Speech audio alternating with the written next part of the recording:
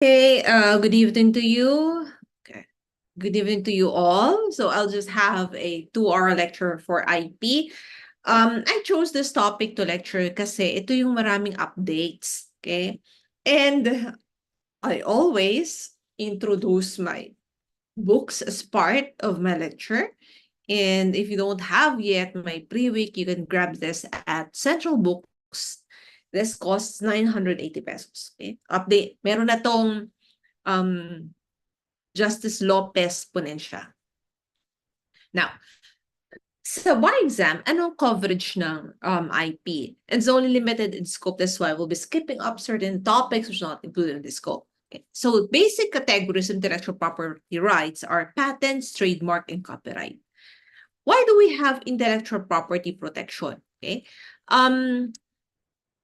Under the old law, IP used to be part of the civil code until it was pulled out, and they have a separate law, intellectual property code. Why?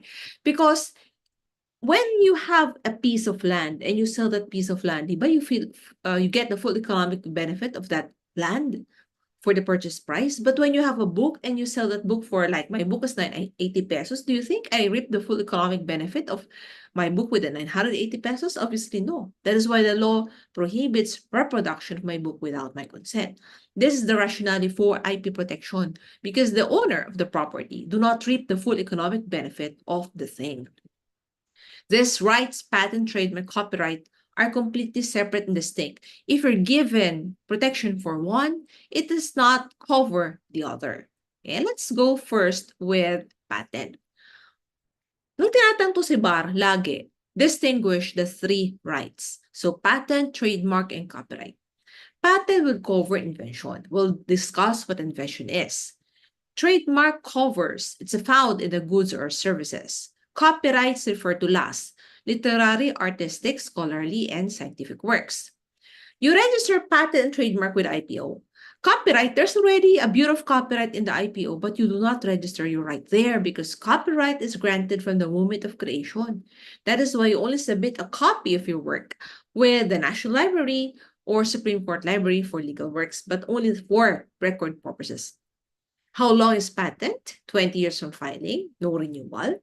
Trademark, 10 years from registration, can be renewed. And copyright, we have to distinguish between economic and moral right. Because the economic right, as well as the moral right of integrity of authorship, is limited, lifetime plus 50. But the moral right to be attributed as the author of the work is in perpetuity after death. So ito lang yung may forever. Okay? Natanong sa bar, do you have any article of commerce which says patent, trademark, copyright? All of us are staring at the screen. The patent there is your actual phone or laptop or PC. The trademark there, if you're using Apple, is the Apple logo. The copyright there is the software that you were all using. We're looking at Zoom and PowerPoint. These are copyrights. Okay, so patent, trademark, and copyrights. So let's go first with patent. Patent would cover a technical solution of a problem in any field of human activity, which is new, inventive step, and industrially applicable. So you see from the definition the three requirements of patentability: new, inventive step, industrial applicability. So when say new, it means it is not part of prior art, meaning not available anywhere else in the world for the last 12 months. And what if someone had disclosed the contents of her application? Will it violate the requirement of novelty? There is what we call non-prejudicial disclosure. For example, you submitted an application for patent. So the contents are there. So if it was disclosed as a result, it will not violate the requirement of new or novelty. Okay. What if, say, you had decided to sell it first before applying for a patent? What then happens? Does the requirement of novelty affected? Yes, because when it was disclosed, it's offered for sale to the public, the world can copy it and use it with impunity. So the requirement, or the first requirement element, is not met. Inventive step or non-obviousness means it is not obvious to a person skilled in the art. And who is this person skilled in the art? He's a person of ordinary skill in the field of invention. So he's not necessarily an expert witness. He is a person of ordinary skill. For example, if it pertains to like a gadget where a fellow engineer sees it and that engineer says, "Oy, ang galing mo naman, di ko naisip yan." Then it masters the test. But if your fellow engineer would say, ganyan naman talaga kalabasan yan. So it is obvious as to him. So this is a relative term. Industrial applicability means it can be produced. It's not just theoretical. You can make an actual thing. So, for example, in the case of Aguas versus De Leon, which is about a process of improving the tiles. Tile making is old, but what was changed is the process of tile making where it cannot withstand decorative purposes for the walls, no longer for floors. In one bar exam, the questions about the process of making the meat of animals tender for commercial purposes. So it can pertain to a product, a process, or improvement of a product or process. Now, what is not patentable? Kasi sa bar, ang tinatanong lagi ay what can be or cannot be patented, what can be or cannot be subject of trademark, what can be or cannot be subject of copyright. Pero ang patent tsaka trademark, pareho sila na negative. The following are not. Okay? Ang copyright lang yung positive. Okay? First would be discovery, scientific theories, and mathematical methods. Nakatingin ka sa ito, kung buhay pa daw si Albert Einstein, pwede ba niyang ipatent ang theory of relativity? Hindi, because that is scientific theory. But the product of a scientific theory is patentable. Okay. Example, nakatingin ka sa bituin, may nakita kang isang bituin sa likod niya na hindi gaanong maningning. Pwede ka ba magpapatent sa bituin na yan? The answer is no, because that is discovery. Discoveries are not patentable because they are pre-existing. It's just no one else saw it. So when man saw it, well, that is not patentable. This is the discovery. The product of a theory is patentable. Say, using the theory of relativity, you are able to make a certain universal remote control that anything electronic can be controlled. So that theory of relativity is not patentable, but the product of the theory is patentable. Mathematical method.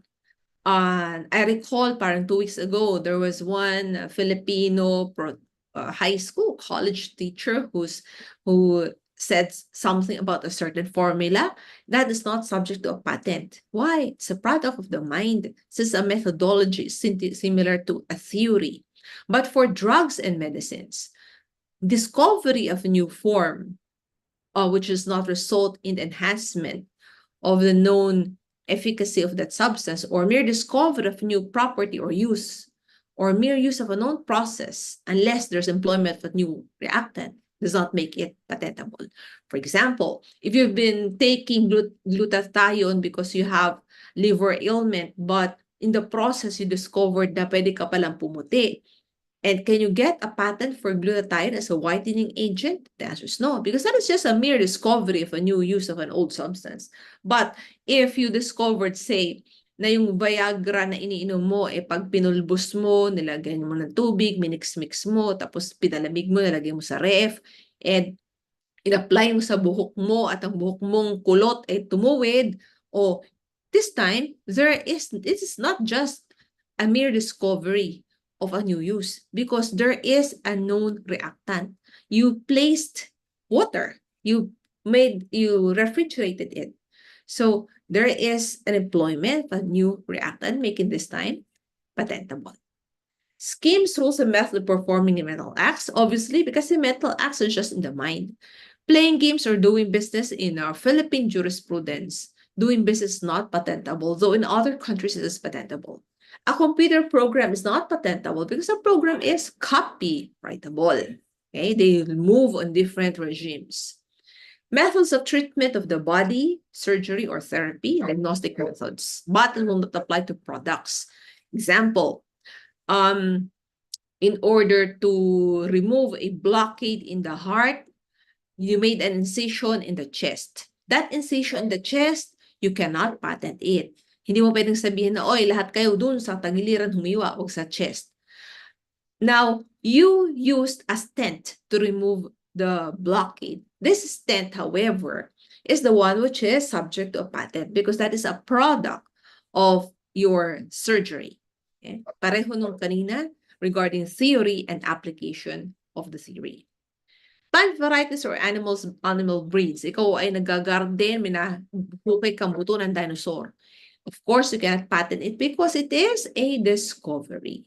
But this will not apply to microorganisms and non-biological and microbiological process. That is why they say that cloning would fall under the category number 4. Aesthetic creation is not patentable because it is aesthetic. Aesthetic is subject to copyright. Remember, they operate in different regimes. And the last one is anything contrary to public order or morality. This is what we call moral utility doctrine. In the 1989 bar, there was a question regarding creation of a one-armed gambling device, which is, of course, contrary to moral utility. There are also arguments that cloning could fall under this category. Okay, who owns then the patent? So the inventor, the heirs, or assigns. If there are 2 or more who made inventions separately, it will belong to the one who filed an application. This is what we call the first to file rule, not the first to invent. We no longer follow the first invent. We are on the first to file. But question, what if someone was able to get hold of the invention and he is not the real inventor but someone else? The real owner, nonetheless, has a remedy under the law for the real inventor. We'll discuss the remedy later on.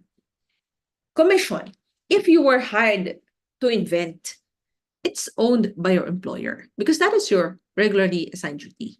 But if you were able to invent something using company time and resources, even if you use that, as long as that is not your regular job, your inventive activity is not your regular job, it belongs to the employee. This is the same rule also when we go to copyright. We do not follow the shopyright rule in US where it says that the employer has a limited authority to exploit invention. We do not follow shopyright rule, okay? So right of priority is pursuant to reciprocity rule because if the same privilege is given to Filipinos abroad, then we should extend the same privilege to foreigners here. If you are an owner of a patent, these are normally your rights. If you have a product, to restrain, prohibit, prevent others from making, selling, or importing, or using the product. If it's a process, to restrain others from using the process or to manufacture product using that process. You also have the right to assign, transfer, and conclude licensing contracts. But even if you were granted the right to patent, that is not absolute because the government can allow third persons to exploit your invention even without your consent. Example, if the product had already been put in the Philippine market beyond the patent, of course, anyone can use that.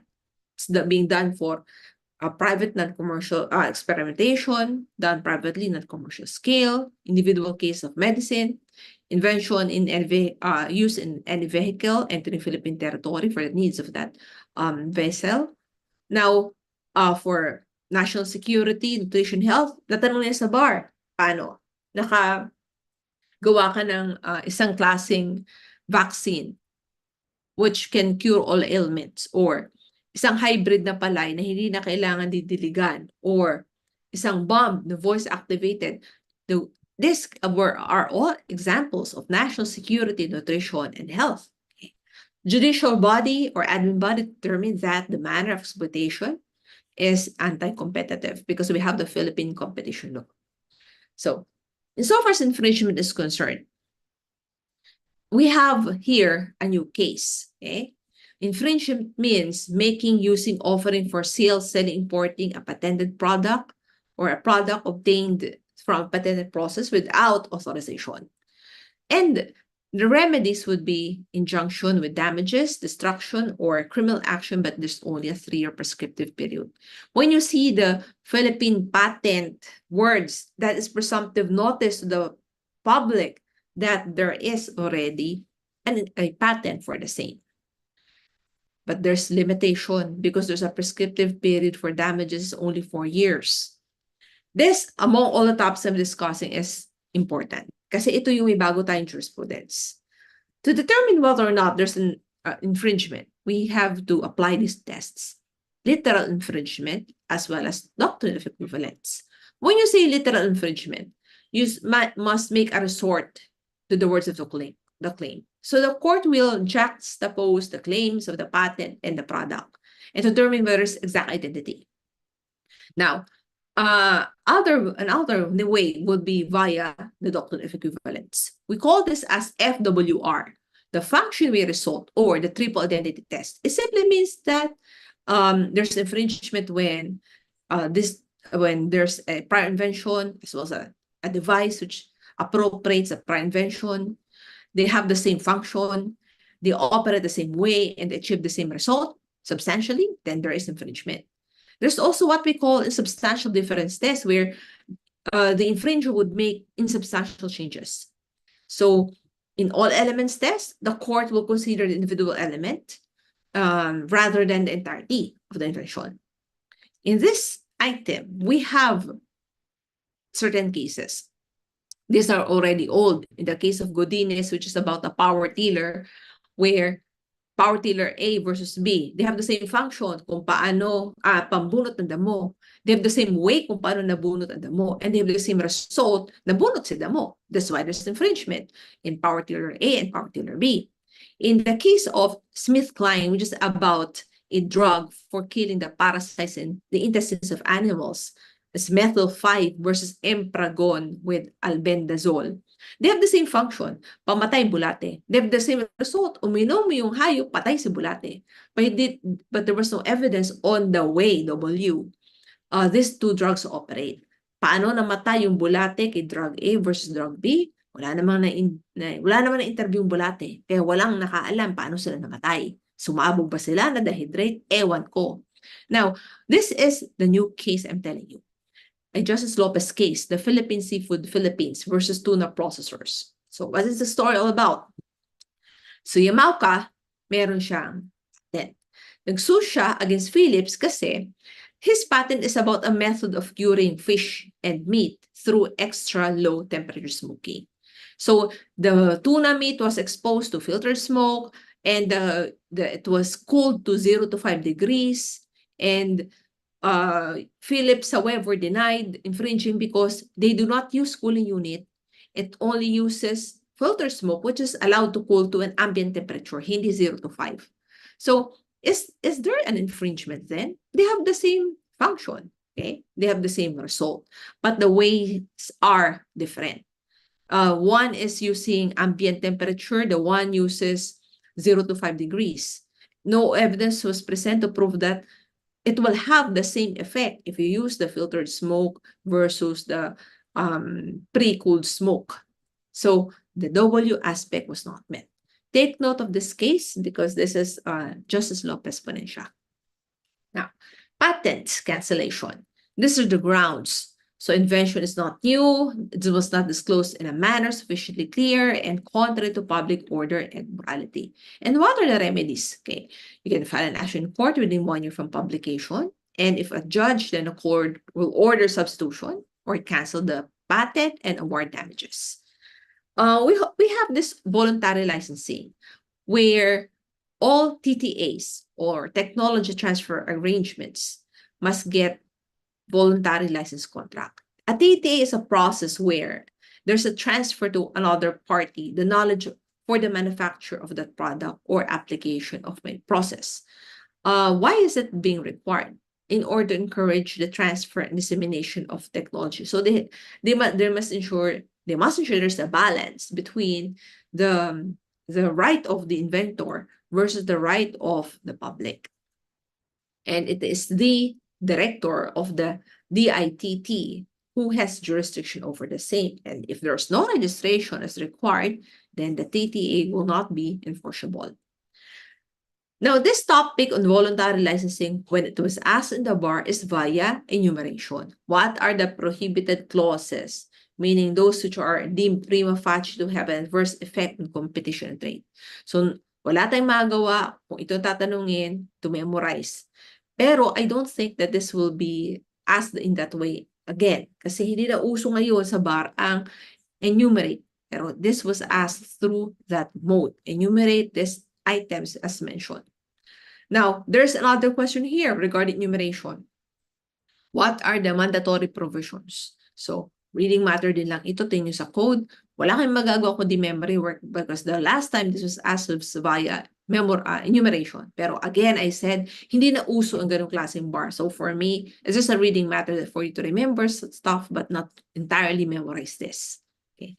So there are exceptions here when substantial benefits will accrue to the economy like high technology content, increase in FX earnings, employment generation, etc. This can be allowed exceptions.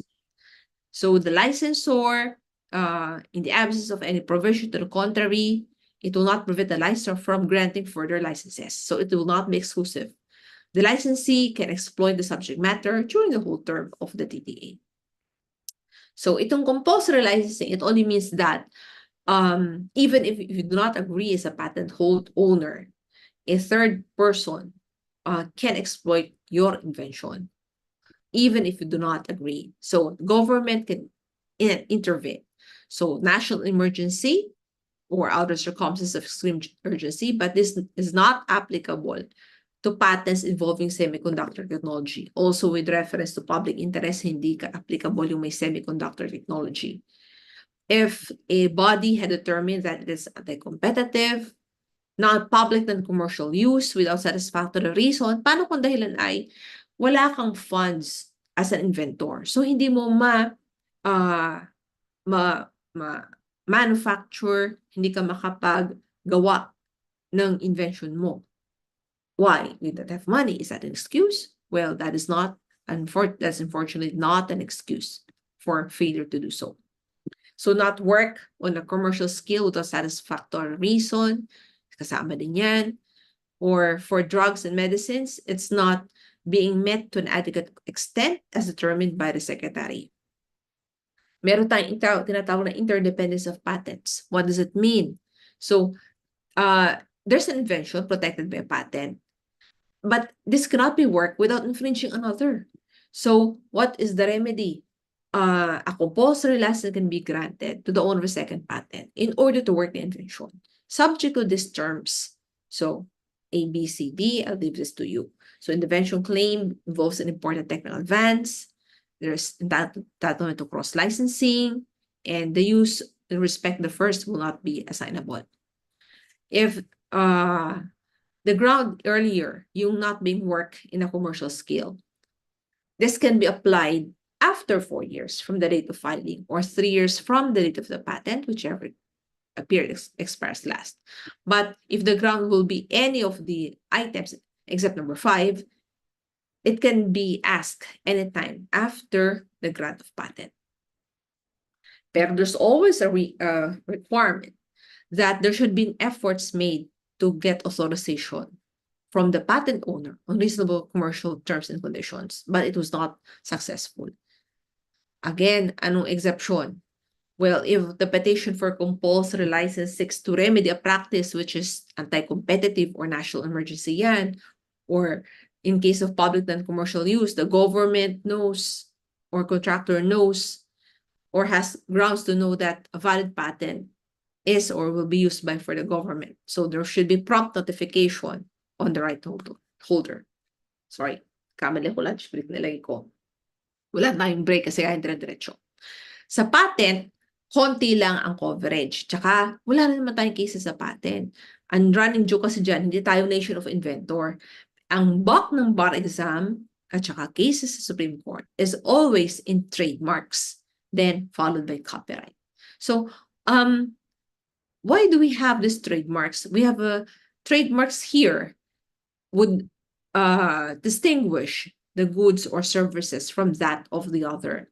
And you see from the slide that these are all popular trademarks. Okay? What is the difference between a trademark as well as a service mark? That McDonald's M is a service mark because the trademark here is Big Mac. Whether that's trademark or service mark, these are just being used synonymously under the law. Ano naman yung collective mark? Collective mark means a sign capable of distinguishing the origin of a certain class of goods, which is that sign. Example would be in the Philippines, we have the Guimaras Mango Collective Mark. So that mark is attached to all growers of Guimaras mangoes. So even if there are many owners, many growers, they can use that mark because when you see that mark, it pertains to Guimaras mangoes in general.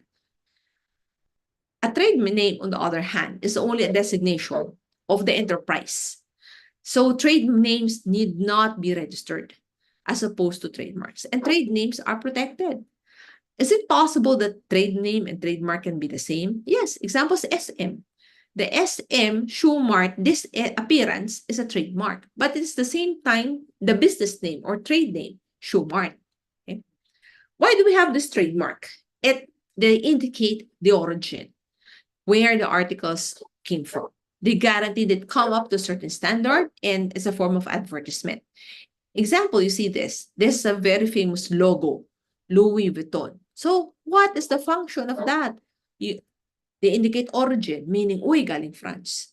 They come up to certain standard quality, uy, social, uy, mahal. It's also a form of advertisement. When you see this logo attached to a certain bag or shoes or belt, you know that it stands for quality. So that is the reason why trademarks then are protected. Okay. How do you acquire? There's a registration with the IPO. And you have also to file a DAU, Declaration of Actual Use. Meaning, within 3 years from filing date, you must submit a DAU. It's just an affidavit saying that you're using the mark, etc. Fail to do so will be a ground for removal from the registry. Okay? Meron tayong tinatawag na Madrid Protocol. Then now, there's already an e-system for Madrid Protocol. The Madrid Protocol is a one-stop shop of registration. So if you want to have your mark recognized abroad, you only have to file here in the Philippines, and the Philippines will forward it to WIPO, and WIPO will forward it to the country concerned, who will assess on whether or not this is registrable.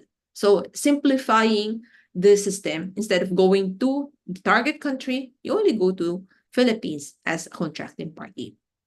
Okay.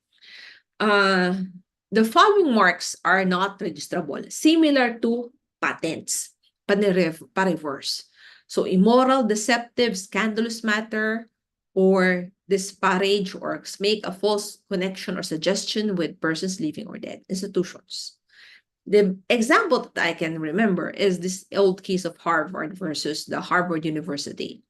The Harvard Jeans USA on the left is the manufacturer of local apparel. And it was the one who was able to get registration for the Harvard logo. But sinong dinimanda niya? Harvard University USA. And when Harvard University USA was asked to comment, parang sinabi lang ng Harvard University, hey, we're an institution of learning since the 1800s in specializing in the fields of sciences, arts, math. Wala na lang siguro sabihin ng Harvard, hoy, Pilipino, 1800, nasa na kayo ba nung panahon yun? Ang kapal ng mukha nyo na idemanda kami, di ba? But the registration of Harvard Fredco is made in bad faith because Harvard University is a school of learning which has been in existence for centuries. So that is making a false connection or association with institutions. Okay. Yan. May patalasas ako. Bakit? Because I went to the Harvard University last summer because I had to take a look. I saw it from their website library that they have some of my books, and one of which is the Corpo on Basic Security. So, syempre, photo ops pumunta. O, diba? Ebidensya. But, tinanong ko, bakit kayo bumili ng libro ko, where I'm in the Philippines? Sabi, because they do some students in graduate school do comparative law So they need references. And thank God they took one of my books as the reference. O, diba? So, registrable marks, not registrable. Flag or coat of arms of the Philippines or any foreign nation. So, obvious naman, no? If you cannot trademark the flag of the Philippines because it belongs to the Philippines, the same with the USA, it belongs to that country. Okay?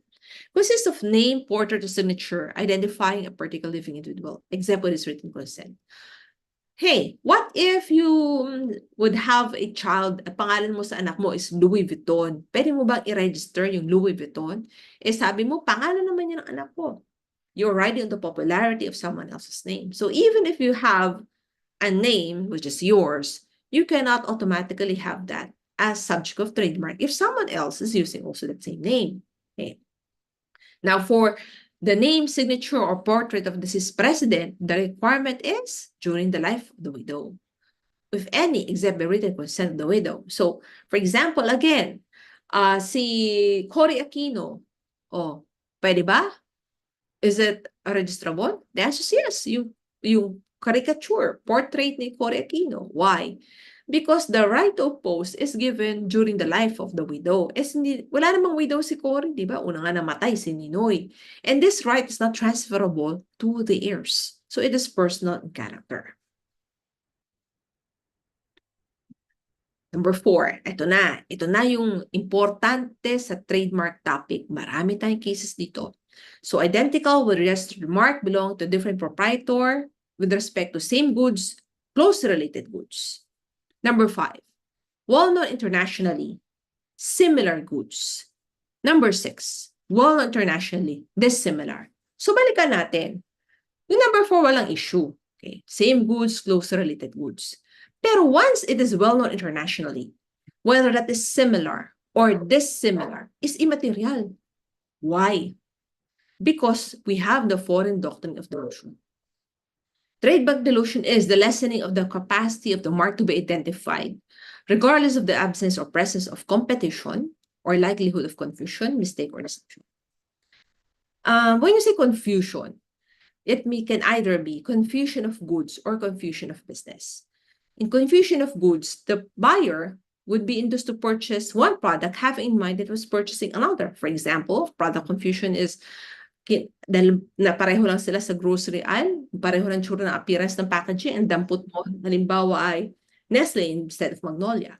In confusion of business, the goods are different, but the public would think that there's some sort of connection between the two when there is none in fact. Okay, we have cases like this. This is what we call dilution by blurring and dilution by tarnishment.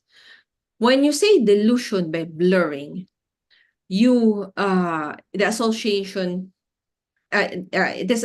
arising from the similarity between a mark or trade name and a famous mark, it impairs the distinctiveness. In dilution by tarnishment, it harms the reputation. Okay, let me take an example again. Levi's jeans and Levi's motorcycle are two different things. Levi's jeans is known for its quality. So, pwede ba magkaroon ng Levi's pakimute? Pero ba magkaroon ng Levi's motorcycle na walang kailangan sa Levi's jeans? Okay. Pwede ba magkaroon ng Levi's motorcycle which is not related at all to Levi's jeans? lang ni Atty. Maro. Sige, pakimute muna. Petas to eh. Pakimute po muna. Ay, okay. Mas mga pusa nga.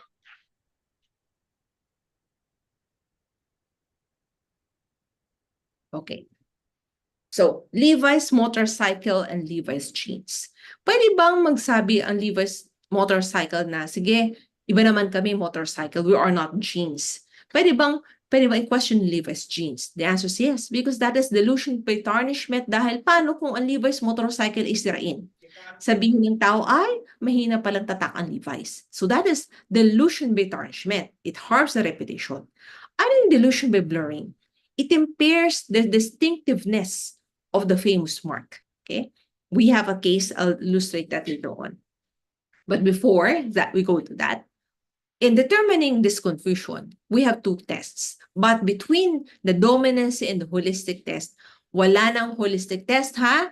It's the dominancy test that we are following. It focuses on the dominant, prevalent feature of the mark. The holistic test looks on the entirety of the marks. Okay? What we're following is dominancy test, ha?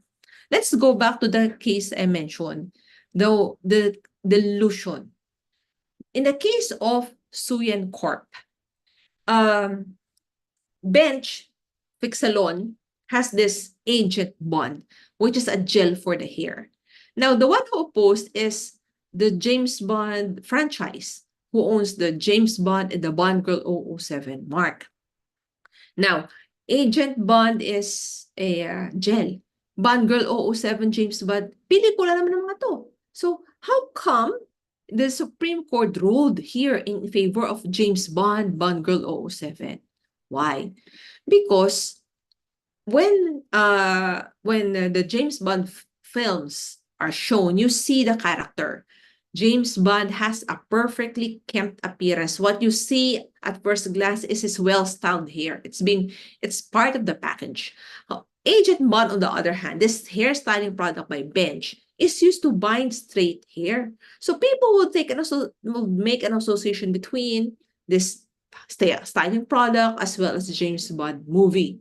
So this then, with this affiliation being made, the Supreme Court said that they cannot use then the bond law, the bond name as an effect. Okay? So, tandaan nyo to.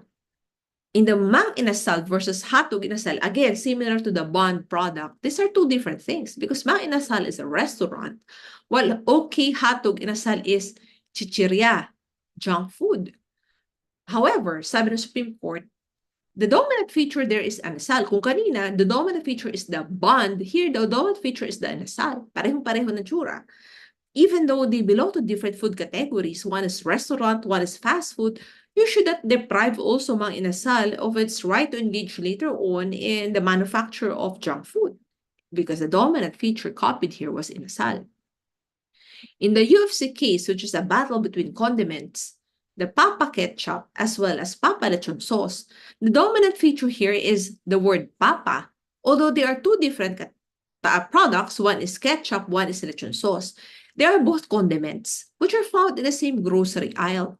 But I have to highlight that this Papa case, I think, had been overturned by the City-State case 2 years later on, which is similarly like that. Why? City-State versus Citibank. City-State has a bank and ATM, similar to Citibank, na banks with ATM. And the dominant feature here is not City, but the lion. Kung titingnan nyo UFC, di ba dapat may baboy din dun? Ang baboy ang dominant feature, pero sabi hindi sa Papa. But in Citibank, the dominant feature is the merlion, because the owners here of City-State are Singaporean nationals. So the merlion of Singapore. Tandaan, because of this Citibank case, pag nag-away ang leon at baboy, ang nanalo ay leon. Tandaan nyo ha, it's City-State which is now ruling, kaya tandaan nyo yung away ng lion at baboy. I also remember before when I presented this UFC case, because in 2019 I had a training with the Japan Patent Office. I presented this and they told me that the dominant feature down here is the baboy, not Papa. I agree, pero that was the Supreme Court ruling, and later on this indeed was UFC was impliedly overruled with the Citibank case. Now, this is important. Diba sabi ko kanina, we don't have holistic test anymore because what we follow is the dominancy test. Why? Because of the Collin case. In the 2015 Collin case, the Supreme Court allowed these two marks to coexist. One is household appliance. The other one is transformer, generator set, etc. The Supreme Court allowed these marks to coexist because they said there are different channels of trade, different pricing mechanism. If you are a purchaser, you know what brand, what product are you purchasing, so you will not be deceived. That's it. However, when the 2021 Collin case came out, the one with the italicized I, sabi ng Supreme Court, ay, teka, this time parang ano yata, parang mali yung test natin. Because what they followed before is the holistic test. And now the Supreme Court said, we are following the dominancy test. We look on the prevalent features, no longer on the entirety of the marks, including the labels and packaging. We no longer take a look at it. Why? Because under the law, it said that we look at the dominant feature. So the time when the old 2015 Collin case allowing these marks to coexist is no longer applicable. In the first place naman, when you say Collin, you don't know if you're referring to Collin with an italics or Collin with a capital or the low or capital letter. Okay, that's idem sonance. How about the fact that this one is television, the other one is generator set, etc. They are different categories under this classification. Well, they are electronic products in the first place, diba? But the NIST classification changes from year to year. So even if they're electronic, there is a subcategory and they belong to different subcategory.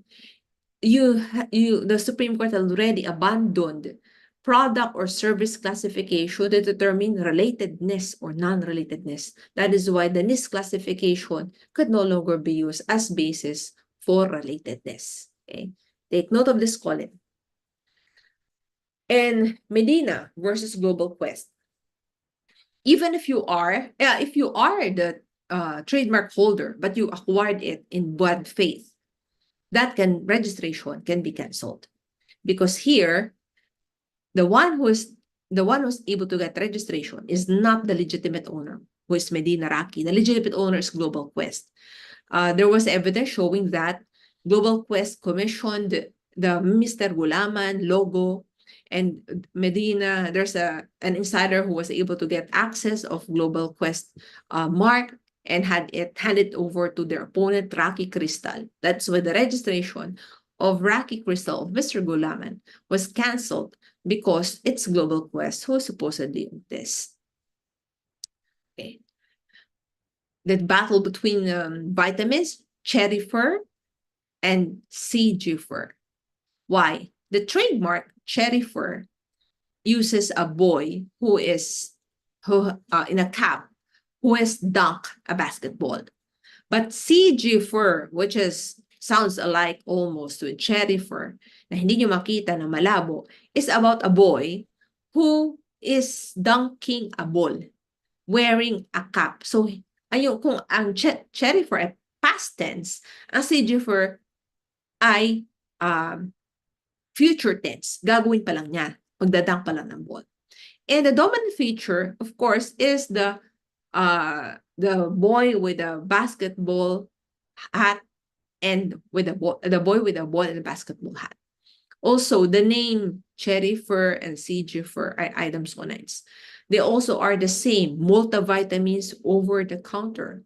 So the Supreme Court now disallowed CG fur from using that logo, the trademark, and now CG fur had to change its trademark to a girl with a gift. Okay, the battle of the lechons. In the case of LRs and LRs with a Z, LRs with an S has registration. And LRs with a Z is using that bamboo tray device, big device. Even if LRs is S and the one is with a Z, we've said it is idem sonance, sounds alike. And people would think that there's an association between the two, like LRs is a branch or a franchise of LRs. So because of that deception and kind of resemblance between the two, the Supreme Court then had asked LRs to stop using, because the dominant feature is the LR portion of the name. Okay. Before this case came about, I thought even that these two are just one and the same. One is a branch or a franchise. So that's how strong the trademark is. Okay. Levi's and Lives. So if you can recall that there is an old Levi's case, 2008. That old Levi's case is not decided on the merits. It's not trial on the merits, just coming from a preliminary investigation case. What was decided trial on the merits is the 2021 Levi's case. So wala na yung 2008 na Levi's case. You look at this logo. Even if one is pronounced differently, Levi's and Lives, obvious naman anagram yung Lives ng Levi's. Diba? Anagram. Parang sa Harry Potter, Voldemort, si Tom Riddle. It's an anagram. And they are both 5 letters with an apostrophe, starting with a L, ending with a S, both clothing apparel. So of the millions of words and combinations of numbers, why would they use Lives? Okay. So there was a violation.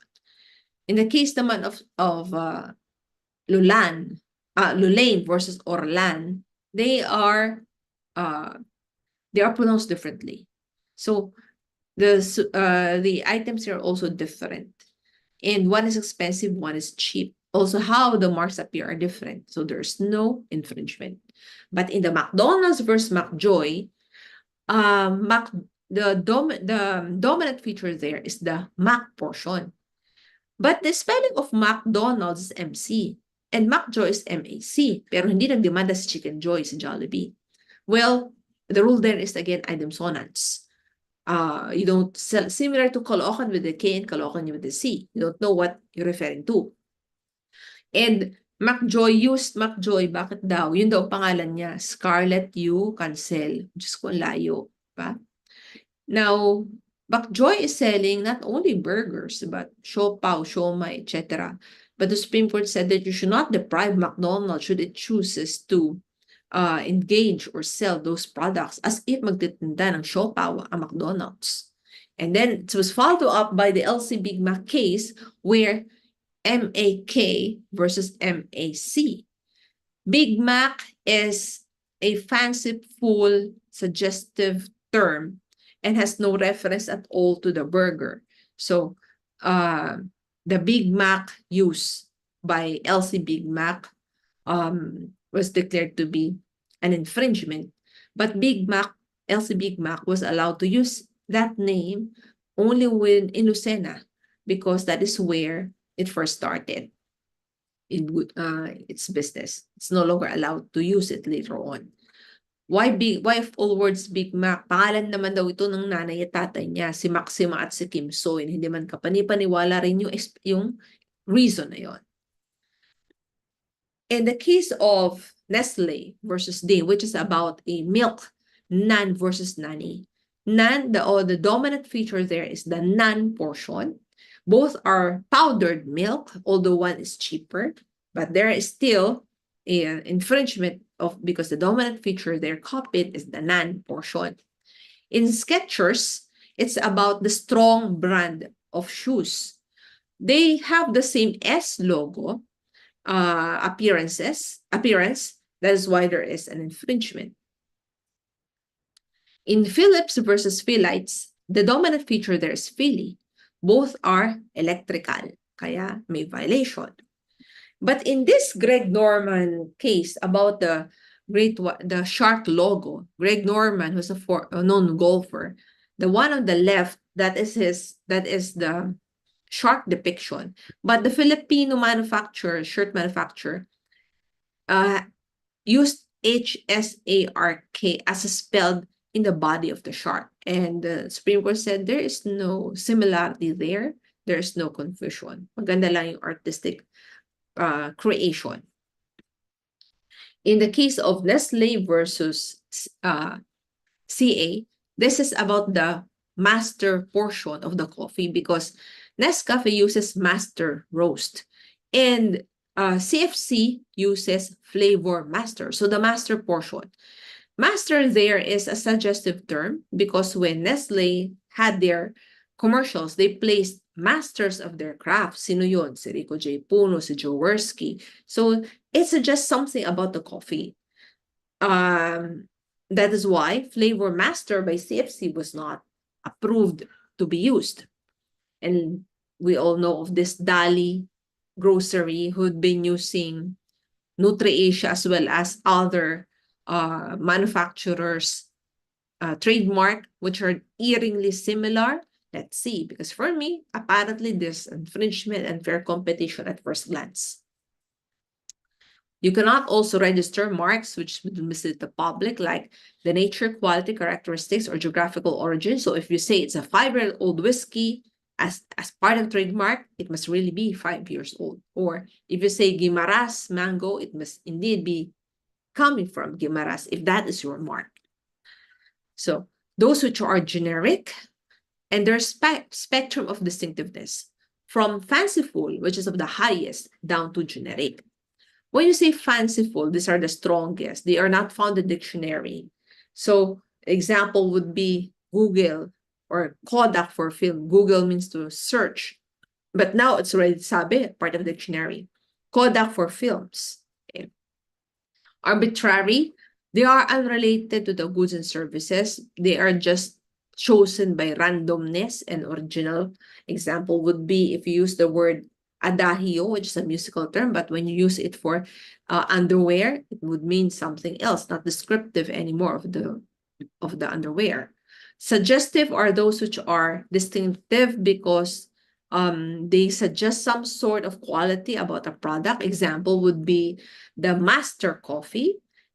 In Family Bank is also suggestive. That is why GSIS Family Bank was disapproved because BPI Family Bank posted it. Remember, there is no category of family bank in banking law. Ano bang category nun? Universal, commercial, thrift, rural, cooperative, Islamic, walang family bank, walang blood bank doon. Tandaan. Descriptive terms are those which merely describe the goods or product. So these are not registrable in general. The only exception would be pursuant to the doctrine of secondary meaning, which we'll discuss later on. Example would be the use of the words pale Pilsen in the case of San Miguel beer. Why? Pale Pilsen is a kind of light Bohemian beer in the city of Pilsen in Czechoslovakia. Sige, spell nyo Czechoslovakia, right minus wrong. And the weakest would be the generic. So they are not eligible because they name the species or object to which they apply. For example, you say, Lucky Me Pancit Canton. The pancit canton, you cannot register it because that is a modifier. It only describes it's a noodle pancit canton. Pero Lucky Me portion, which is the modifier, that can be registered. Also the same case, Coffee Mate versus Coffee Match. The coffee portion, you cannot appropriate. That's why Nestle lost in this case. Pure Gold is using Coffee Match as brand of creamer. That's why they were allowed to use it. This is one case. Tandaan nyo, away na naman ng alak kung kanina yung San Miguel, ito, ganun na naman. Okay? Pero this time, lalo naman si San Miguel. Si Tanduay at si San Miguel. Why? Because of the word Ginebra. Okay? Gin Capitan and Ginebra San Miguel. Is Ginebra generic? The factor in determining whether it is generic is public perception. It is generic if the public understand that these words refer to a class of product. But if the public does not associate to it with a class of product, but to a particular enterprise, then that is not generic, but a distinctive. So, under the primary significance test, it is not generic when the primary significance in the minds of the public is not the product, but the producer. Here, in the Ginebra San Miguel case, there were 2 market researches showing that when people say Ginebra, they associate it with San Miguel. So it's associated with the producer, not the product. So it complied with the primary significance test. So how about this doctrine of foreign equivalence? So it means that resort to dictionary translation. You need to resort to dictionary translation to determine whether that word is generic or not. Example, in the Lyceum case, we said Lyceum, meaning Lyceon or school, a place of learning. That is why Lyceum was not allowed to have exclusive use of the word Lyceum. But here, Ginebra, okay, when you say Ginebra, Ginebra is actually a description of a grain spirit. Genever or Genever, a juniper berry flavored grain from the Netherlands. And people did not associate Ginebra with Genever or Genever. They associate Ginebra with Ginebra San Miguel. So it had become distinctive because of the long time unfettered use by Ginebra, by San Miguel Corporation. That is why Ginebra is now a descriptive mark. It's not generic. Take note of this, Ginebra San Miguel case. Okay, what else? Those which are customary or usual, or they designate the kind, quality, quantity, geographical origin. I already mentioned the pale pilsen. Shapes, but for shapes, it must be necessitated by technical factors. For example, sa Asia Brewery, San Miguel questioned the use of elongated neck of the bottle of the beer. But the Supreme Court said that some goods appear in standard packaging like uniform tin cans or elongated necks for vinegar, soy sauce, etc. Here in the Philippines, shape mark is not recognized, unlike in other countries, because for us, it's required that it's necessitated by technical factors. That's why this positional trademark was acquired over the Nissan Cup noodles because yung technical factor, alin dyan, di ba may ridges? Pag hinawakan mo sa ridges, hindi ka mapapasok. As opposed to the other cup noodles. Those which are color alone, unless defined by form. So mere color is not unless there's a form. In the case of San Miguel, the colors are amber bottle with white lettering. And the Supreme Court said that they used amber because it is easiest and cheapest to bake into surface without furnace without breaking. And the white is the best lettering. The 7-Eleven, it's a color mark. There's a form given. It is not just plain color. And last one would be contrary to public order or morality. So this is not a closed list. Okay. What if the mark is generic, but with a long time unfettered use by the public, it had been associated in the minds to refer to a particular product or mark? Then this time, it can be registrable pursuant the doctrine of secondary meaning. You can use perhaps the Ginebra San Miguel case because with the use of the word Ginebra, it had stuck to the minds of the public that it relates to San Miguel, and they forgot that it refers to Genever or juniper flavored gin. However, in Lyceum, when you say Lyceum, it means a school, a place of learning. So Lyceum cannot appropriate its own.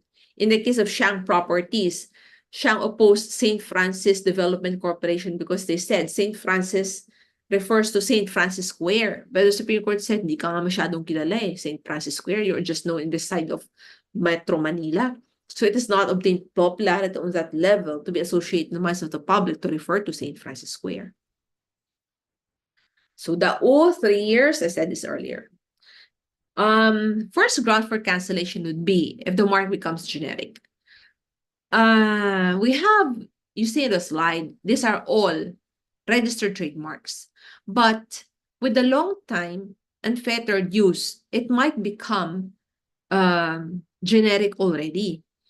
I remember when I had a training in Japan in 2018, my professors in Japanese told me that, Rosil-san, in your country, Xerox will no longer be registrable in the future. Why? Because you use Xerox for photocopying. Hindi ko na masabing, sir, pwede ko ba sabihin na Papujitsu, 2 copies back to back? Diba? O hindi na magkaintindihan.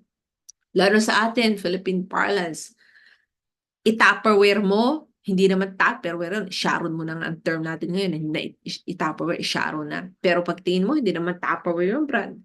Yung pinaglagyan lang ng ice cream. Oh, Xerox photocopy. Zipper. Zipper sa brand, but the sliding fastener. Hindi mo pa pwedeng sabihin, classmate, ang sliding fastener mo bukas. Or, ay, may sugat ako. Pahingi ng adhesive bandage. Ay, baka mabasag. Balutin mo muna ng inflated cushioning. Ay, ibili mo ang anak mo na interlocking bricks. Oh, ang baunan mo, bongga, vacuum insulated flask. Ay, sumakay tayo ng powered stairs. O, diba? Kita nyo, sa sulta pa lang natin, hindi tayo nagkakaintindihan. And then we all are using trademarks to refer to these things. Okay. What else? Ground for cancellation, abandonment. If you've not been using the mark, tandaan kasi may dao. Fail to use the mark for 3 consecutive years or longer. Lack of funds, not an excuse. Or registration being fraudulently like the Mr. Gulaman case.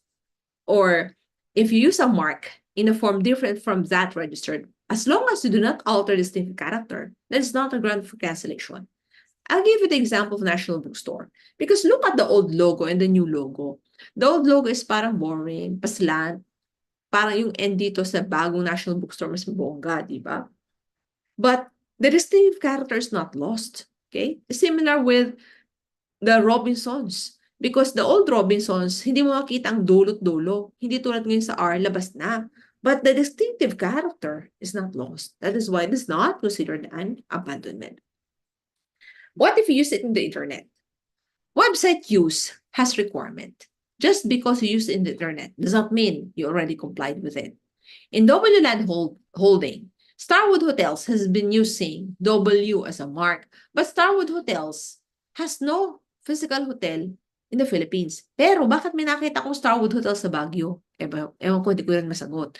Basta sabi sa jurisprudence na to, wala naman Starwood Hotel sa Philippines, but you can book using Philippine peso. You can, there's a toll-free phone number, Philippines, and the website's written in English. So the Supreme Court said that as long as it's resulted to a within-state sale or it's intended to target customers who reside in that country, like Philippines, then that is considered to be website use. Okay. In the Starwood Hotels, they presented proof that they were able to generate sales coming from the Philippines. Okay. Trademark infringement versus unfair competition is also a favorite topic. Between the two, which is harder to prosecute? It's harder to prosecute unfair competition because you still have to prove intent. In trademark, intent is not necessary. You only need to prove that there was an authorized use of a mark and that mark is registered. In unfair competition, it means passing off or palming off. You make your goods appear as that of your competitor. Okay. We have the case of Fiesta Ham, of Pure Foods, and Pista Ham. There is passing off by CDO. Why? The packaging of Pista Ham was changed to make it appear to look like Pure Foods. Moreover, Pista is the bastardized Filipino form of Fiesta. Both are hams. Okay, so it appears that CDO is passing off its product as that of Pure Foods. In the case of this Chin Chun Su, Co versus Somerville, there is the name of the manufacturer. But even if there's a name of manufacturer, there can be unfair competition. Why? Because no one looks down at the name of the manufacturer. What people look at is the oval-shaped container with a color pink with a Chinese character, Chin Chun Su. Pumuti ba kayo dyan? Ako hindi. May allergy ako dyan nung bata ako. Hindi ako gumamit yan. In Petron versus Yao, the fuel here, Masagana gas, LPG, is using the cylinders of Petron and Shell. Pero Shell hindi nagdemanda. Ang nagdemanda lang ay Petron. Bakit? Nagdemanda ang Shell, pero nakikipag-settle kasi agad ang Shell versus Petron. Ang Petron may usapan, sabi ng lawyers nila, because I handled this Masagana case before. Ang standing order daw ng Petron sa Yunrey na law firm ay hanggang sa dulo ng mundo. Yung Shell, hindi. Matalino. Magbayad lang kayo. Kaya ayos agad yung Shell. Ang Petron lang ang nagdidire-diretso. Now, and the question here is, considering that the plant of Masagana Gas is in Tres Martires, Cavite, and the refilling is there in Tres Martires, but the products are sold in Manila, Makati, Mandaluyong, does it mean that you filed different cases of fair competition? The Supreme Court said no. There's only one case of unfair competition, the one in Cavite. The rest are dismissible. There's just a continuing violation of the law. Okay? Now, pwede bang sabihin ng yaw na, wait, the one who is injured is the customers. So they should be the one to file unfair competition kasi sila yung naloko. The answer is no. Why? Because this law was passed for the benefit of the owners of the trademark. Incidental protection only given to the public. Paano naman kung ang mga bote tinago para hindi mag-circulate? Pero hindi naman ni-refill ng anong product. That is not unfair competition. Like in Coke versus Gomez, where during that time, Pepsi bottles, Coke bottles are hidden in the warehouse so that it will not recirculate, so that the sales of Coke will go down, profiting Pepsi in turn. Paano ko naman na may bagoong pati sisi pursuant to RA 623, that is not a violation.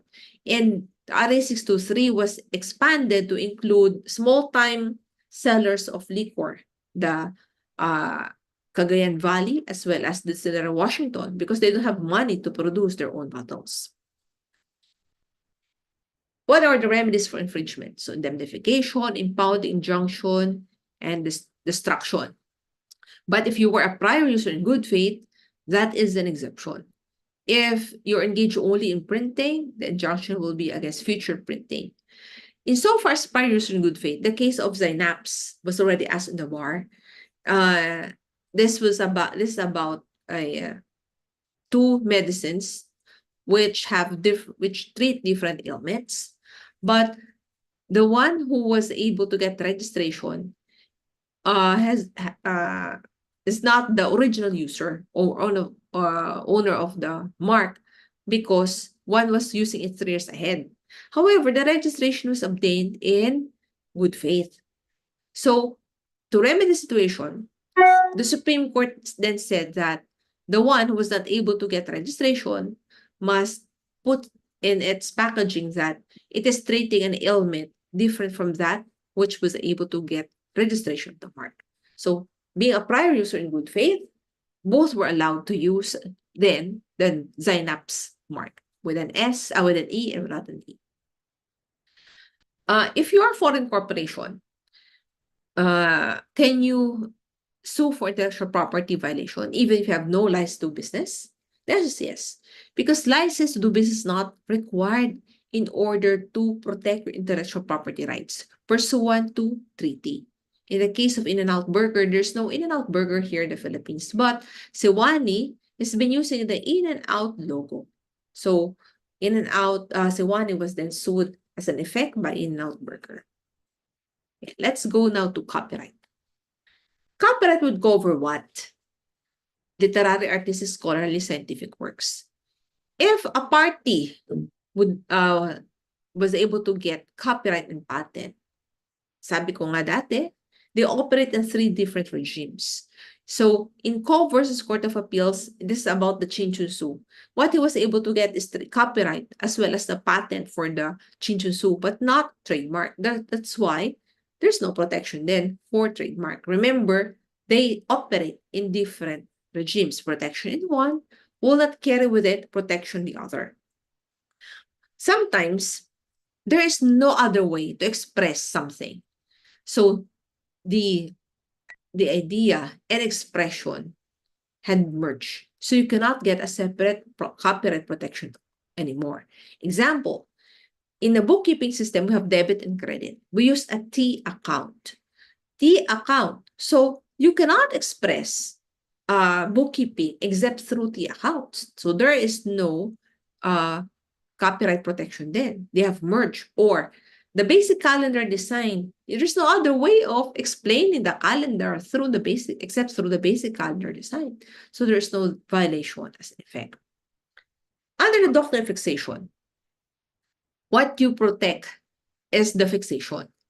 Meaning, if it's idea only, it is not protected because it must be fixed in a particular form, like you can see it, you can touch it, you can hear it. But if it's just in the mind, there is no protection. So idea expression dichotomy says what is protected is only the expression, not the idea per se, because anyone can exploit an idea, being public domain. There are two categories of copyrightable works. The first category is original, and the second one is derivative.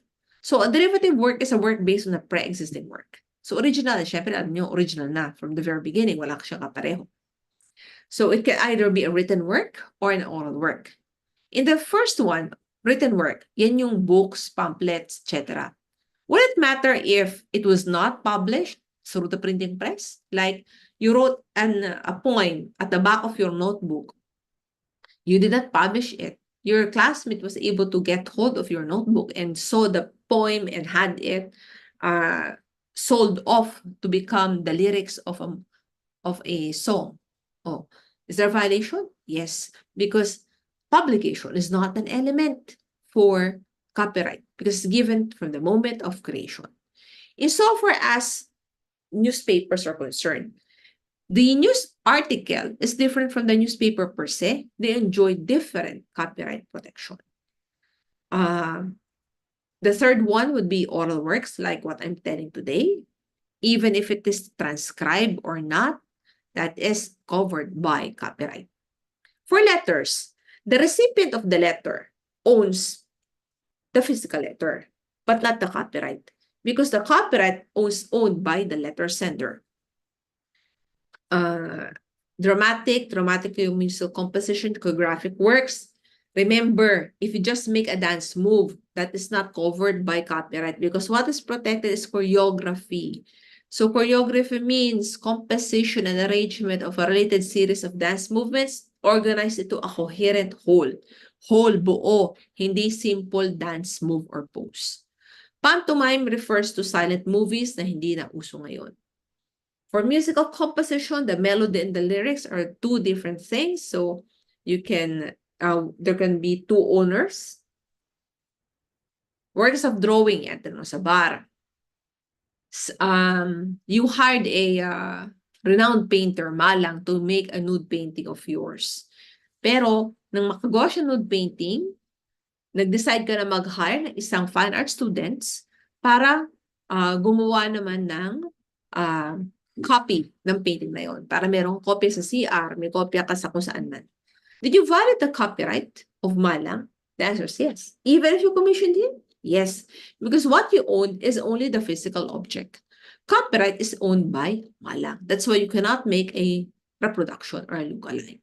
So, drawing, painting, architecture, original ornamental designs, other works of applied art. If you say applied art, it is an artistic creation with utilitarian functions in a useful article. Example would be hatch door. Bakit? Door nga yan eh. So it is useful. But it has a design. That's why there's some sort of art. But for spring of a car and bearing of a car, these are not works of applied art. There is no art there in a spring. Nakakita ba kayo ng bearing? Bilog lang yun. Nasa na art doon. Yun, ganun kasimple sabi ng Supreme Court. In the Denicola test, if the design and aesthetic, if there's a merger, fusion of aesthetic and functional, you cannot separate one from the other. You cannot get a copyright. This is about a lamp, which is decorative at the same time. It's functional because it is a lamp, but it is decorative because it is the figure of a beautiful woman. You cannot separate anymore, which is the aesthetic portion versus the functional portion. You cannot get a copyright for it anymore. Illustrations, maps. So if you make an outline map of Luzon, Visayas, Mindanao, well, that is not copyright. But if you would make a map with focal points, like where are the malls in this map, where are the churches, that's what makes it copyrightable. So architectural blueprint, anatomical diagram ni doktor, engineers, blueprint, architect's blueprint, these are all copyrightable works. Photographs. One bar exam. Si Manny Pacquiao bumaba ng aeroplano. And he was wearing a t-shirt, I love Lacoste. The Manila Bulletin photographers took photos and had it published in Manila Bulletin. Lacoste also saw the photographs and ran at this advertisement. Who owns copyright over the photograph? It is not owned by Manny Pacquiao. It is owned by the photographer, which is Manila Bulletin. It's not owned by the target. In one bar naman, ganun din. A paparazzi took a photo of a celebrity. So the photograph celebrity complained for copyright infringement. Answers no, because it's owned by the photographer. Eh, paano kung kumain kayo magkakabarkada sa restaurant? Sabi niyo kay Kuya Waiter, kunin mo kami ng picture. O, di kayo, sabi ni waiter, o sige, miss, compose, compress, o lipat dito para balance. O, sige, jump shot. O, who owns copyright? It is not owned by you being the owner of the phone. Why? Because it's owned by the photographer. He's the one who decided how you should appear, how you should pose, etc. But if the only job of the photographer is to click on the button and not make any posing instructions, then it will then be owned by you. Okay? Pero, take note of what was done by the photographer. Mere clicking of the button does not make him the owner. But if he asks something to be done, like directing how you should appear, it makes him as the owner. There's one famous US case, PETA versus Slater, which is about the smiling monkey. The name of this monkey is Naruto. Why did this become famous? Because this monkey's face has been used by several advertisers. This monkey took a selfie using the camera placed on the tripod by a wildlife photographer. So the question is, who owns copyright? Obviously, the monkey has no legal personality. That's why someone is suing for the monkey. This case ended on a amicable settlement. So if it had become a full-blown trial, well, you can always argue that the monkeys do not possess legal personality. So ending, it will be owned by the photographer who owns the camera. Pero it did not come to that point. Audiovisual cinematographic works, well, films, palabas sa TV, palabas sa scene, ito fall under this category. Including the case of ABS-CBN versus Gozon. Pictorial illustration, cartoons, computer programs, and other laws. Paano kung porno? Is it copyrightable? There's no moral utility doctrine in copyright, as opposed to patent and trademark. Did you not notice? Because it's always art. People are using porn and art sometimes interchangeably. What is art in one generation is porn in another, and vice versa. Okay, so this list then can be expanded, and as long as it falls under other laws. Okay. The second category would be derivative works, a work based on a pre-existing work. Dramatization, translation, book na naging pelikula, naging theme park like the Harry Potter, adaptation, telenovela, ginawang Tagalog, English, Korean, collections of literary, scholarly, artistic works. There are original berries of the selection. Example would be, say, a dictionary of legal terms. Anyone can make whatever dictionary they want and whatever legal terms that they want. It's the selection which makes it being protected by law. In the case of Republic versus Tupas, Tupas was asked by the PNP to revamp the existing badge. So sabi ni PNP, o bahala ka na Tupas. Basta gusto namin, merong 3 stars. Ano yun? Luzon, Visayas, Mindanao. Meron siyang 8 rays of the sun. The 8 provinces which rose against Spain. Nandiyan pa rin sila Lapu-Lapu. Nandiyan pa rin yung shield nandyan pa rin yung leaf ng laurel, meaning peace. O, sabi naman ni Tupas, okay, ako nang bahala. So Tupas was able to redraft it and get copyright for the same. But PNP asked for the cancellation of Tupas copyright. And the Supreme Court said, no, because Tupas is the author. The contribution of PNP is only to give idea. The new badge is actually a derivative work. Okay, if the law on copyright protects the expression of the idea, but not the idea itself. So the idea itself, which is contributed by PNP, does not mean that PNP wouldn't be an owner, because the one who made the designs is actually Tupas. So take note of this case. Okay. Hindi naman to commission work kasi libre lang to, walang bayan. Kaya hindi pwedeng ma-apply yung doctrine regarding commission work. The one who contributed idea is not the owner. Now, these items are not protected. Idea, procedure, like an idea of how a dating game works. In the case of Joaquin versus Rolon, it is a Rod and Me versus it's a date. They just copied the methodology. This is also the reason why Willie Revillame won when he was sued for having a different game show, which he copied from his old game show, because these are just idea, okay, of how a game show would run. News of the day.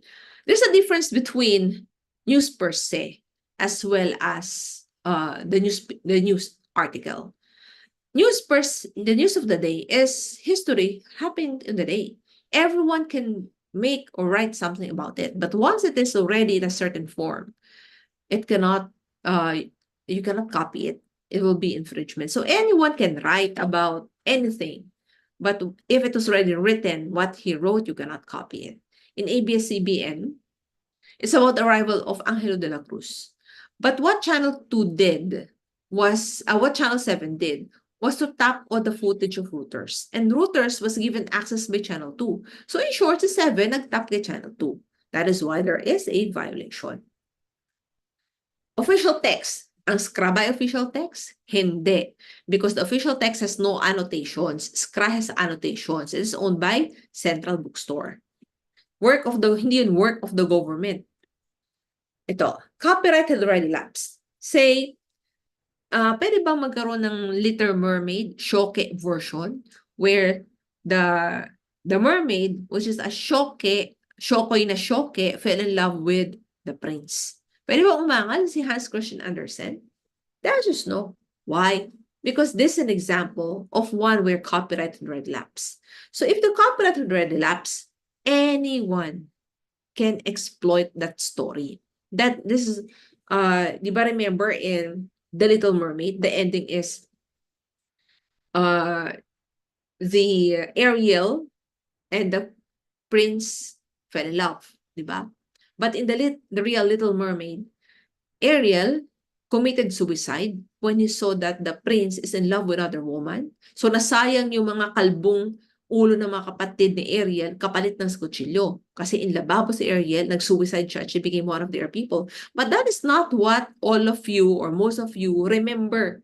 Because I call that Disneyfication. I submitted this article in Nishi when I had the training with the Japan Patent Office in Tokyo.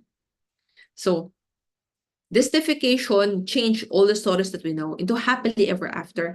And the authors cannot complain because they are long time dead. Dekada na, okay? Hindi pala dekada, centuries na silang patay. Okay? So this is the rationale why everything about fairy tales is not true. Now, rules on copyright ownership, who owns it? Kapareho ito ng patent. So, original works to the author. Joint authorship, syempre, joint authors, you will follow the rules on co-ownership. Teka, when you say author of the work, it's a natural person because sometimes copyright can be vested to a natural, the copyright can be owned by a corporation, but the problem is corporations will live forever, so we always have to reckon to the natural person who made it.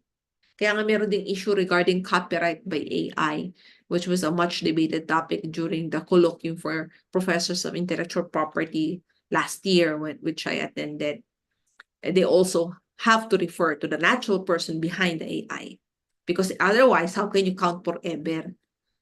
Now, this rule regarding employment is the same. Pareho din yan sa patent. Commissioned. If you're commissioned you submitted like an article with a magazine, that's only good for one publication. They cannot make another publication unless a greater right is granted by you. Audiovisual work belongs to the producer, the author, composer, film director. The letters I've mentioned already are owned by the physical letters owned by the recipient. The letter sender owns copyright. For anonymous and pseudonymous, they are represented by their publishers, but once the identities are known, you then reckon it from their natural life. Now, copyright could either be moral or economic.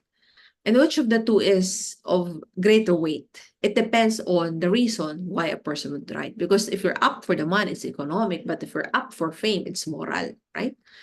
When you say economic rights, includes reproduction of the work or substantial portion. How many pages in a book? How many lines in a poem? There is no standard formula. As long as you copied the heart of the work, like in Habana versus Robles, na pati example ay kinopya niya. Dramatization, translation, adaptation, say Korean novela, naging Tagalog. First, public distribution. Example, bumili ka ng libro sa Central Books. And then, after mong magamit, dahil abogado ka na pumasa ka sa bar, binenta mo. Did you violate the distributor's right? The answer is no. Because under the first sale doctrine, the distribution right is exhausted with the first authorized sale of the work. So when the book was sold by Central to you, the distributor's right already ended. You can then resell the book, but you cannot reproduce the book, photocopy, etc. How about for importation? Importation is allowed, but only for personal use. This was asked already in the bar. Rental. Hindi na usong rental. Kung inabot nyo ito, wala pa kang jowa, asawa, Diyos ko po. Public display and public performance. We'll discuss this in detail. What's public display and public performance? Other communication. So, moral rights, on the other hand, would refer to the right to be attributed as the author. This would last during the lifetime and in perpetuity after death forever. So the right to be recognized isn't forever. Hindi pwedeng sabihin patay na si Hans Christian Andersen, so ako na yung author ng Little Mermaid. No. But to oppose to alterations, distortion, or would be limited. It is coterminous with economic right. The right to restrain the use of his name with respect to any work, which is not his creation or distorted version, is coterminous. If there's the author cannot be compelled to perform his contract to rate a work because that is involuntary servitude. He will just be responsible for damages. But the author can waive his moral rights by written instrument, but it is not valid if it will permit another to use the name of the author of his work, which would substantially injure the reputation of another work, another author, or using the name of the author to a work which in the first place he did not create. So I discussed already this. In painting example, what you own is the physical object, but not the copyright. If you recite, ito na yung public performance, recitation or performance of work once accessible to the public, done privately and free of charge, or made strictly for charitable or religious institution or society. Kumanta si Regine Velasquez na isang kanta ni Mariah Carey, Concert at the Park for free. So yung kanta ni Mariah Carey, may-ari nun, hindi si Regine Velasquez. Is there a violation when the song for free, Concert at the Park? The answer is yes, because the law says private and free of charge. So Concert at the Park is public, even free of charge. So take note of the requirement, private and free of charge. Paano kung, say, in-upload mo sa YouTube or sa Facebook yung kanta ng isang band na pop na fan naman kayo? Is there a violation? The answer is yes, because in Facebook, it's already public, even if it's free of charge. Paano kung yung nanood ay kayo lang, dalawa, wala nang iba, kinabukasan ang hits 3, kasi kayo pa rin. Well, that is still public, whether or not someone watch it. The concept is if anyone would like to watch, they will be able to watch it. So it is public. That is a violation. There's already public performance of the work. This is an evolving case, the musical copyright cases. Phil's Cup versus Andre is about the Sizzling Plate restaurant in Baguio who had been playing songs using loudspeakers, and they were tuned into the radio station. Iceberg is the same. Iceberg yung may mga ice cream, halo-halo, yan. Ganun din ang kwento. Do they need to pay royalties when they do it? And in COSAC, there are live bands who perform copyrighted songs and play recordings. Do they need to pay royalties? In all of these cases, the Supreme Court said yes. They are performances and they must pay royalties. Why? Even if the radio station was granted a permit because they paid royalties, when you tune in, make use of a loudspeaker, you will create another performance. So it's possible that one performance could create another performance in effect, a reproduction pursuant to the doctrine of multiple performances. Why? Bakit ganon? Kasi when the owner of the copyright granted the radio station to play, what they had in mind is to cover only the direct audience within the family circle. So if you use a loudspeaker, then you are creating a new public to listen to it. You cannot apply fair use. Why? The fair use requires private and free of charge or made strictly for a charitable or religious society. And it was not met. Why? I just call restaurants, bars, they are commercial in nature. The nature of the work, it's all creative and not factual. There's an exact reproduction made. And the unrestricted and unfettered use would impact all establishments which are market for the songs. You cannot also use the US copyright law as an exception. Although we copied portions of our intellectual property law from the US copyright law, the US copyright law has business exemption and homestyle exemption. Business exemption meaning there's a certain size of establishment, konti lang tables, malit lang. Homestyle, there's regarding the use of the equipment, homestyle equipment. But these are not found in our law. And moreover, the business exception is violative of the TRIPS agreement. So what is the ending? Well, sabi ko nga, it's evolving. The Supreme Court threw the matter to Congress. Congress should address this problem. But in the meantime, Phil's Cup was authorized then to collect royalties from all of this establishment who had been violating the law. So now Phil's Cup is having a field day on collection of royalties. Okay? So I said it's evolving because let us see what Congress will do. If Congress will not act, well, Phil's Cup, this association will just collect and collect.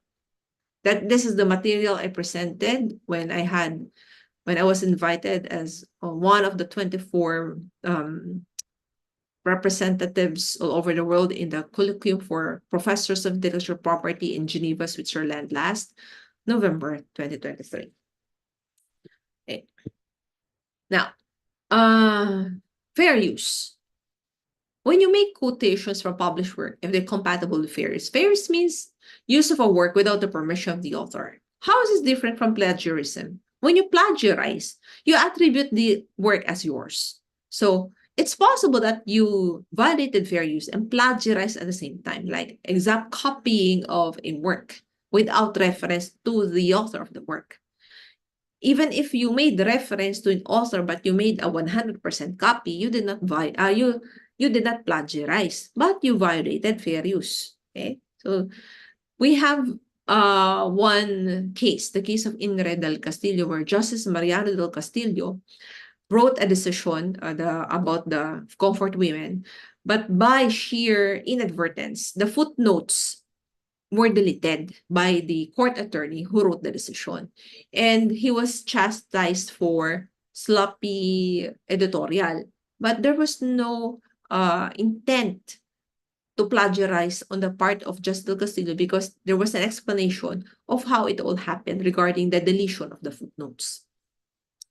What else? Reproduction of literary works, a part of reports, inclusion of work in publication, illustration, recording in schools, ephemeral recording, use made of work under the direction of the government, okay, public performance whose aims not profit making, public display by film slide, ito, use of the work for purpose of judicial proceeding.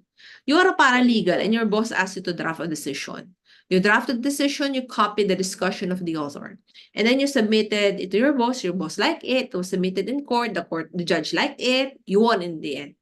Question, is there a violation? There's not, because this is part of this exception for the purpose of any judicial proceeding.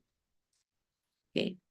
For fair use, you used a work without the consent of the author. If you have a phone and you jailbreak your phone or you root your Android, that is not there's no violation because that is not done for some reason except to achieve interoperability of the system.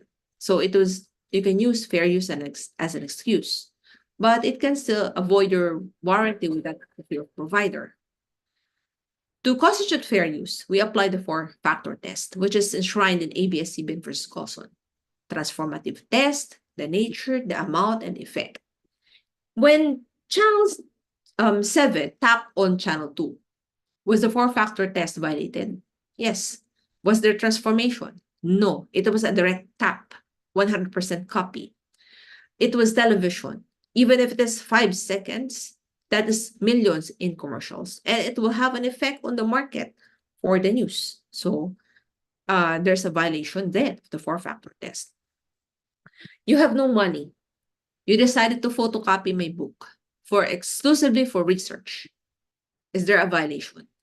The answer is yes, because it excludes an entire book or substantial portion thereof. Although I know there is a Attorney Dumondon who has a mahiwagang sumpa sa kanyang libro. Sa akin naman baliktad, may mahiwagang basbas sa bibili, but I do not put sumpa on those of photocopy. Only those who buy will have the mahiwagang basbas. Okay?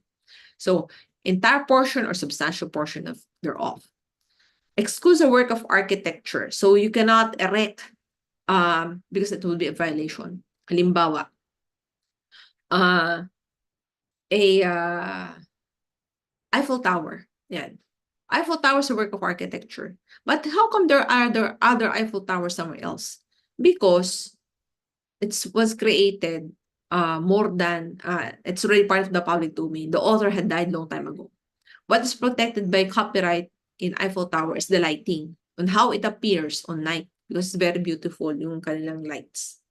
You should go there one day. So what else? Reproduction by libraries. Tapos ka natin to.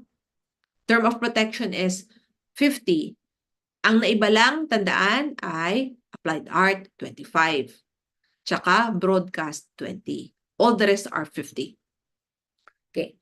When would there be infringement? Infringement would happen either you directly commit it, you benefit from the activity of another, or with knowledge, you induce or contribute to infringing conduct of another. Question. Can mall operators be held responsible for infringement when they have tenants who are selling pirated materials? The answer is depends because it will fall under letter B.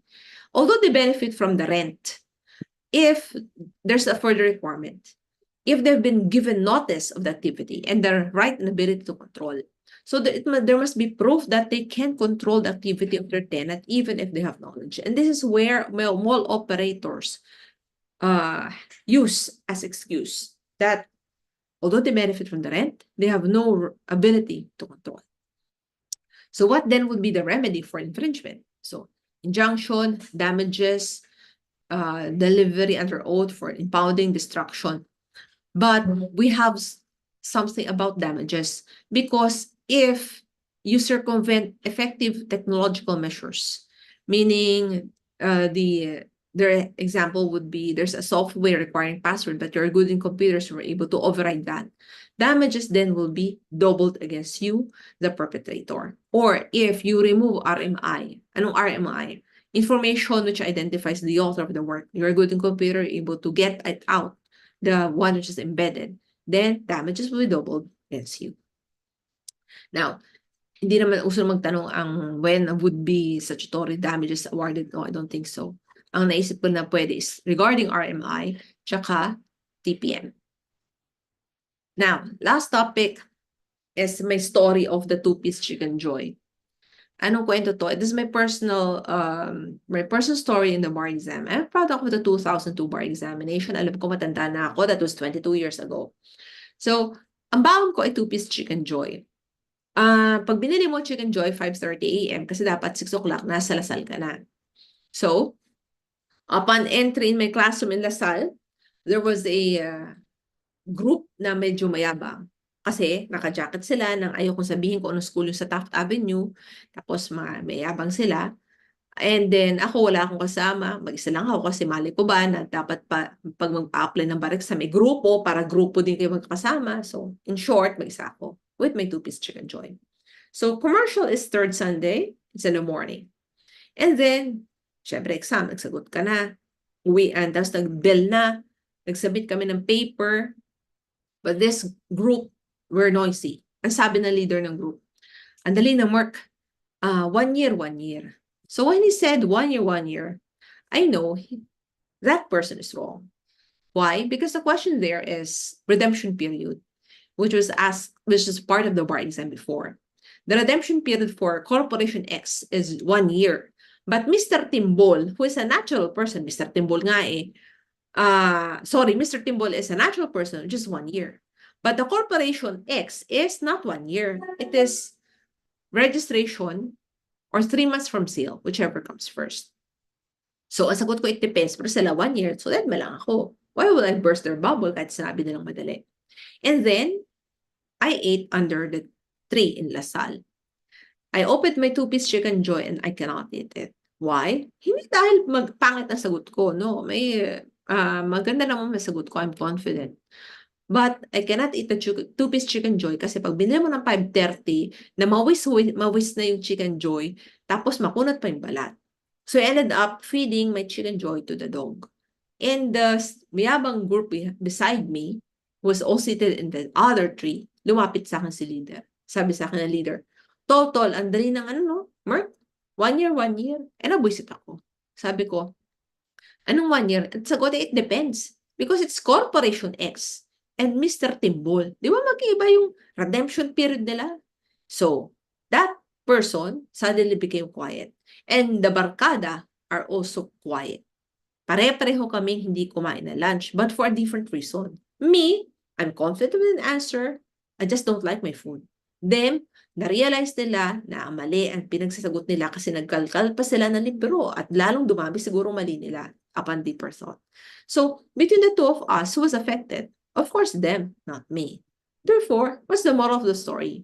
Number 1, huwag magbaon ng two-piece chicken joy. Kasi hindi mo makakain, diba?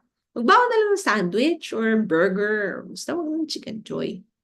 And number 2, do not make a habit of looking for the correct answer after the examination. Why? If you have a friend and the two of you are battling for the answer, tapos nakita mo yung sagot at tama ka, mali ang kaibigan mo, anong mangyayari? Mawawalan ka ng kaibigan sa oras na yun kasi mag-aaway kayo tungkol sa sagot. Now, kung baliktad naman, ikaw yung mali, yung friend mo yung tama, mag-aaway din kayo tapos ikaw, mawawalan ka pa ng concentration for the next subject kasi apektado pa rin utak mo kung ano sinugot mo. So, I always tell my students, treat a bar examinations as pagjojowa. Remember to move on to the next after you've done with the last. Okay? So I hope you gained some nuggets of wisdom, talagang chicken joy. Nuggets of wisdom in today's lecture. And grab a copy of my pre-week available with Central already.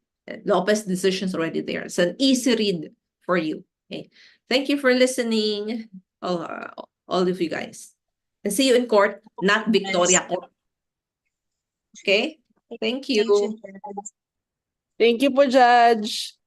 No Thank problem. you, Your Thank you, Honor. Judge.